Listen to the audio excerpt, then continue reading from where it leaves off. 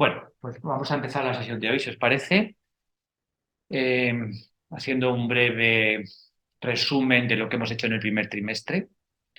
Eh, el contexto de la meditación es extremadamente sencillo, pero como decía un maestro antiguo, no fácil de lograr. Decir que la meditación es aprender a serenar la mente para ver con lucidez la realidad tal y como es, pues fijaros qué sencillo. Todo el mundo dirá, pues, para eso he venido. Pues exactamente. Entonces, llevamos miles de años, no cientos, miles de años, intentando, por un lado, calmar la mente y por otro lado, tener lucidez para poder eh, observar la realidad, vivirla y compartirla tal y como es. Y parece ser que lejos de tener éxito en esta tarea, eh, estamos un poco atrasados, ¿no? Como dice mi hermano, estamos muy verdes. Muy verdes. ¿Por qué? Porque el sufrimiento psicológico cada vez está más presente en nuestra vida. El mundo de relación cada vez es más difícil en el ámbito personal, en el ámbito familiar, en el ámbito internacional, la sociedad, ¿no? Entonces, eh, pues no podemos estar muy contentos, ¿no? De que el éxito en la autoobservación o en la contemplación de la realidad se esté realizando. Por otro lado, también hay que decir que nunca en la historia de la humanidad ha existido tanto interés en el movimiento de la meditación. Mm, Posiblemente las últimas cifras de personas que meditan solamente en Estados Unidos, y os hablo de salió un artículo en el Times de Nueva York, que es un periódico, una revista de divulgación muy importante en Estados Unidos, que decía que no sé si más de 15 o 20 millones, os hablo hace casi 10 años, de personas meditaban asiduamente y que hacían una pregunta, ¿por qué la gente meditaba? Y ante la encuesta que hizo el Times sobre la gente que meditaba, dijo que la gente medita because it works, medita porque funciona.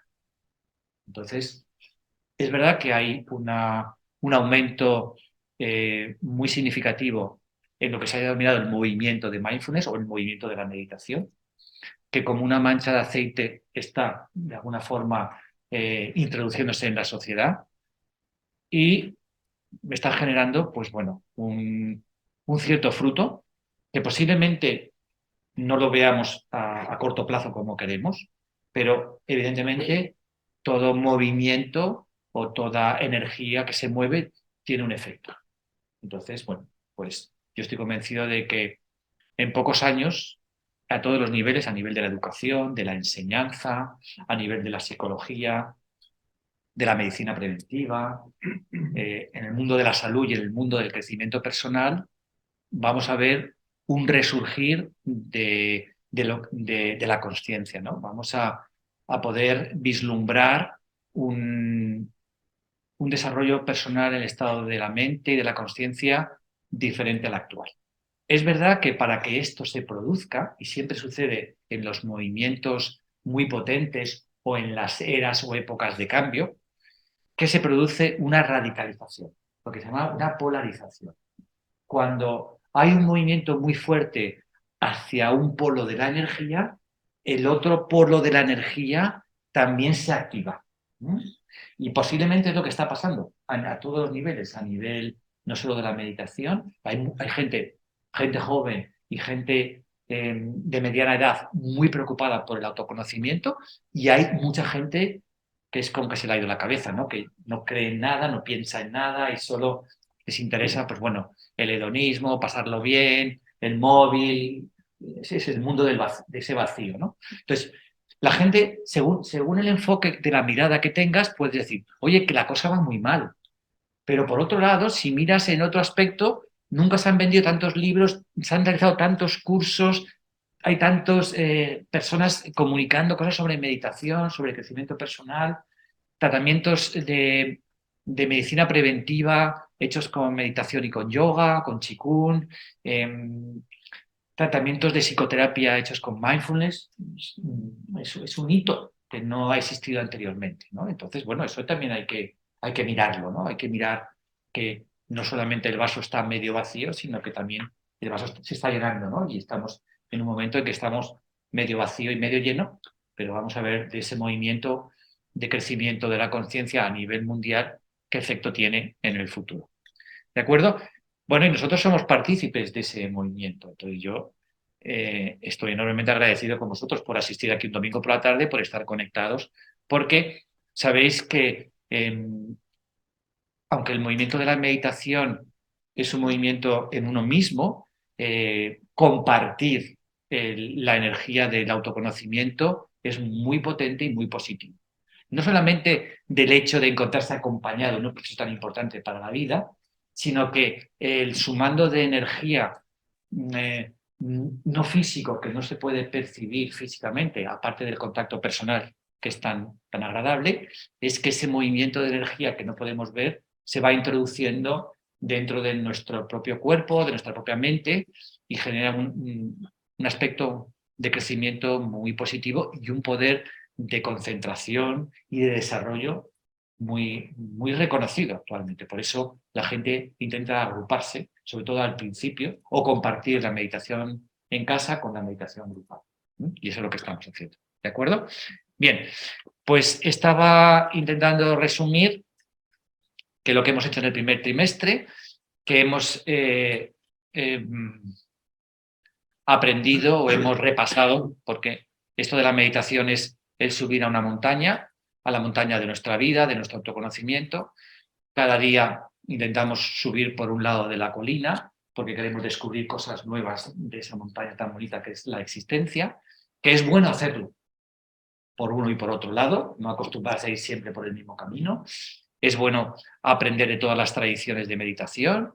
Yo creo que eso es un poco nuestra filosofía, aprender de todos, aprender del Zen, aprender del Vedanta, del taoísmo, aprender de todos esos caminos que en realidad nos llevan hacia el mismo lugar, pero lo que hacen es enriquecer y darnos perspectivas y insights e intuiciones nuevas sobre un proceso tan interesante. ¿De acuerdo? Entonces, hemos aprendido a que cultivar la atención de manera adecuada, de manera sostenida y firme, utilizando, por ejemplo, aspectos como el cuerpo o la respiración, son muy importantes para que la mente dispersa deje de divagar, deje de fantasear y se sitúe en la realidad. Tenemos un anclaje fundamental y vamos a insistir mucho en este trimestre porque vamos a introducirnos un poco en la filosofía Vedanta Advaita, en el soporte del momento presente. En el budismo y en mindfulness, en el proceso occidental de la meditación, hemos utilizado mucho como anclaje el cuerpo y la respiración. Porque de hecho Buda decía que los fundamentos de la atención son el cuerpo y las sensaciones, la mente y sus conceptos. ¿Vale? Entonces, antes de adentrarse en el descubrimiento de la mente, Buda hablaba de que trabajáramos y cultiváramos la atención utilizando también un proceso muy natural. Por eso ha funcionado tanto, que es el autoconocimiento externo, que es el cuerpo. O sea, aprender a ser consciente del cuerpo concentrando la atención y aparte con esa atención tener la capacidad de sanar el cuerpo. Utilizar la respiración, que es el aliento vital, tan importante a nivel neurovegetativo, como anclaje del momento presente, aportando además todos los beneficios innatos que tiene la respiración consciente. O sea que este hombre, Siddhartha sabía bastante, era bastante avispado, o sea, lo tenía claro, ¿no? Entonces, por eso lo llaman el gran psicólogo antiguo, ¿no? O sea, una persona que entendía muy bien, tenía ese vislumbre de cómo pedagógicamente podríamos llegar a abordar la mente, lo que llamaba cita, mente-corazón, con esa complejidad del pensamiento y de las emociones, utilizando el autoconocimiento externo, aprende a concentrar la mente sobre las sensaciones corporales. ¿Vale? Eso lo hemos hecho, ¿vale? Y yo creo que es algo que vamos a seguir utilizando y es válido y lo vamos a seguir practicando aquí. Lo que pasa es que este trimestre vamos a darle este enfoque de anclaje que es el momento presente, ¿vale? Situar la atención en el momento presente. Momento presente externamente, momento presente internamente. Momento presente externamente es lo que está sucediendo, es situar la mente en el presente, en lo que estamos haciendo, en lo que estamos haciendo, en lo que está aconteciendo o lo que estamos compartiendo. Ahí es un poco muy zen eso también, ¿no? La meditación zen es estar siempre en cada momento presente en lo que estamos haciendo. Si estamos fregando los platos, estamos meditando. Si estamos duchándonos, estamos meditando. Si estamos comiendo, estamos meditando. Cada acto del presente que se hace con plena atención es meditación, ¿de acuerdo? Y en la meditación interna o en la meditación formal o el zazen para los del zen, pues estamos utilizando el momento presente como el conocimiento interno, ¿vale? Entonces, si estamos meditando y estamos yendo hacia adentro, ¿cuál es la realidad presente? La realidad presente no es estar pensando en lo que vamos a hacer mañana, en lo que hicimos ayer, o en lo que voy a comer, o lo mal que me encuentro. No, no, el presente es el proceso de uno mismo, es el sí mismo. Entonces, nuestra atención es en el mundo interno, ¿de acuerdo? Entonces, el momento presente del mundo interno implica que cuando estamos pensando, solamente el hecho de darnos cuenta que estamos pensando, ese pensamiento se diluye porque la atención hace que volvamos al presente, que es el sujeto que está meditando. No sé si he conseguido explicarme con esto, ¿de acuerdo? Pero en principio la idea es que vamos a utilizar el momento presente, ¿vale? Como el anclaje primordial para prestar atención, para estar atentos, ¿de acuerdo? Bien. ¿Bien por ahí? ¿De acuerdo? Vale. Entonces, recordar que hemos estado trabajando este aspecto de la concentración de la mente y de la serenidad, la calma, la ecuanimidad en la primera fase de la meditación, y que en la segunda fase de la meditación hablábamos de, a partir de ese estado más sereno, lúcido y ecuánime, abordar algo tan complejo como es el contenido mental. La mente-corazón, que son los pensamientos, las sensaciones y las emociones. Y lo hacíamos con esa plena atención, sati, que implica ese estado de prestar atención sin juzgar, sin comparar, de una manera amable y con esa sorpresa o novedad del principiante, del que está aprendiendo. ¿De acuerdo? Entonces, eso que se llamaba conciencia sin elección o conciencia sin preferencia es darnos cuenta con una distancia de lo que está sucediendo en nuestra mente. ¿Qué significa de observar con distancia? Pues observar con una neutralidad, imparcialidad, o lo que es lo mismo, esa capacidad de observar nuestra propia mente en tercera persona. Es como si observáramos los pensamientos de los demás. ¿De acuerdo? Esa es un poco la actitud. A partir de ahí nos damos cuenta que los pensamientos, las emociones y las sensaciones van discurriendo, y si estamos separados de ellos con esa perspectiva, van apareciendo y van finalizando. No nos vamos identificando, que este es el siguiente punto que tenemos que entender. O sea, cuando nos identificamos con los contenidos mentales, nos impregnamos de ellos y empezamos a fomentarlos, discutirlos, los resistimos y hacemos un movimiento que no tiene fin. Y ese movimiento que no tiene fin nos genera ataduras, hábitos y sufrimiento psicológico. Por lo tanto, el primer aspecto para que la capacidad de lucidez de nuestra propia mente se genere o se produzca es aprender a atender con distancia nuestros propios contenidos. ¿De acuerdo? Y cuando generamos esa distancia, esto produce un proceso que se llama desidentificación. ¿De acuerdo?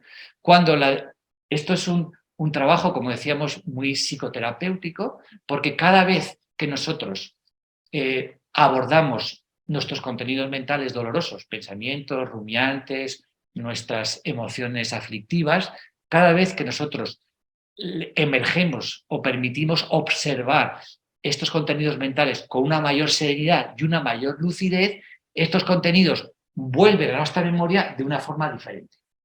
¿Vale? Entonces, de alguna forma, este es el trabajo más psicoterapéutico que tiene que ver con la meditación con respecto a nuestra salud mental, ¿vale? Aprender a gestionar o autorregular nuestro mundo emocional, ¿vale? Todo eso es un poco lo que hemos estado viendo y creo que hemos practicado sobre ello y hemos de seguir insistiendo, ¿vale? Bien, entonces, ¿qué vamos a hacer hoy? ¿Cuál es el siguiente paso?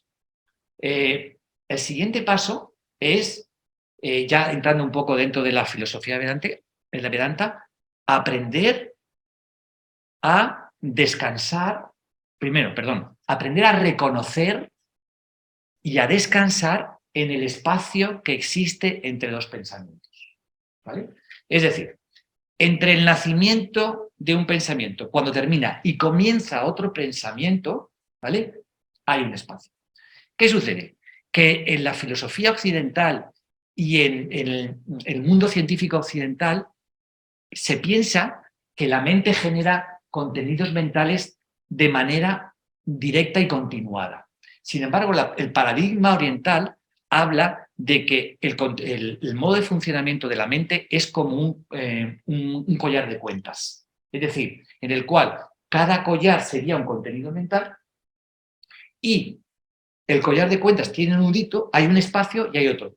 Os he conseguido llevar a la imagen, ¿vale? De un collar de cuentas, ¿vale? Entonces, según el paradigma oriental, el hilo conductor que une todas las cuentas del collar sería la consciencia, por eso es un continuo, y el paradigma oriental habla de la consciencia como un continuo, ¿vale? Cada contenido mental sería una de las cuentas del collar, y el nudo separador y la distancia entre cada cuenta sería el espacio que existe entre dos pensamientos. El espacio que sería ese hilo que une todo, ¿de acuerdo? Por lo tanto, cuando nosotros nos hacemos conscientes del espacio que hay entre dos contenidos mentales, ¿en dónde estamos situados? Eso es. Estamos situados en el continuo de consciencia. Estamos situados en el flujo continuo, ¿vale? Y ese es un poco el cambio de paradigma. Nosotros en el mundo occidental hablamos de autoconsciencia como consciencia de uno. Incluso se habla de que la consciencia es una propiedad emergente del cerebro. En el paradigma oriental esto no es así. Para el paradigma oriental la consciencia es un continuo universal y accede al género humano cuando la mente-cerebro está preparada para recibir esa capacidad consciente. Y por ahí van los tiros y por ahí donde está dando la vuelta la ciencia y sobre todo en Estados Unidos, porque muchos de esos movimientos, de esa hipótesis o de ese paradigma oriental ya está subiéndose por el mundo occidental. ¿De acuerdo? Entonces, vamos a entrarnos en este apasionante descubrimiento que es algo que es permanente. Fijaros, todos los contenidos de la consciencia, todos los contenidos que genera la mente, tienen como hecho fundamental la impermanencia. ¿Sí o no? Todo empieza y termina. Sensaciones, emociones, pensamientos, recuerdos. ¿De acuerdo? Pero, ¿qué es lo único que permanece cuando nos hacemos conscientes de esos contenidos mentales? El hecho de saber que eso es impermanente. O sea, hay algo detrás que permite saber que está sucediendo todos esos contenidos mentales y que además tienen una serie de premisas básicas que ya se dijo en la sabiduría budista, que son la impermanencia, la insatisfactoriedad y la carencia o el vacío. ¿De acuerdo? Entonces, de lo que se trata en la práctica de hoy va a ser la siguiente. Vamos a llevar nuestro camino habitual de concentración y vamos a situar la mente en lo que se llama el vacío de contenido. Es decir, el vacío de contenidos simplemente es un momento de la mente en el cual no hay un contenido. Es decir, no estamos pensando, no hay ningún sentimiento. Posiblemente luego, esto de momento no será un continuo, porque no tenemos esa capacidad continua, aparecerá. Pero vamos a llevar la atención a ese espacio que hay entre un contenido mental. Y vamos a intentar depositar ahí la atención, ¿vale? Con la única pretensión, que no expectativa, de poder reconocer y descansar en esa realidad existente que es el espacio entre dos contenidos. En realidad, también se ha denominado el vacío de contenido, ¿vale? No hay contenido mental. Pero ojo, ese vacío de contenido mental, esa nada, no es una inexistencia. No es una nada nihilista, no es la ausencia de vida, porque os daréis cuenta que esa nada es la sensación más potente de energía que existe. ¿Por qué? Porque vamos a ir descubriendo, y ya hemos descubierto, que cuanto más contenido mental, cuanto más dispersión mental, más fuga de energía tenemos en nuestro cuerpo. ¿De acuerdo? Por lo tanto, el vacío de contenidos quizás sea el aspecto más regenerador que existe para la mente cerebral. ¿De acuerdo? Entonces, cuando nos situamos en ese espacio entre contenidos, en ese vacío, estamos ya a un paso, ni a un paso, de lo que es la propia consciencia, que es eso que atiende todo lo que existe. ¿Vale? Cualquier palabra que diga va a ser, no puede describir la experiencia que implica ese caer, porque la palabra es caer, en ese pozo maravilloso del vacío en el cual solo hay consciencia.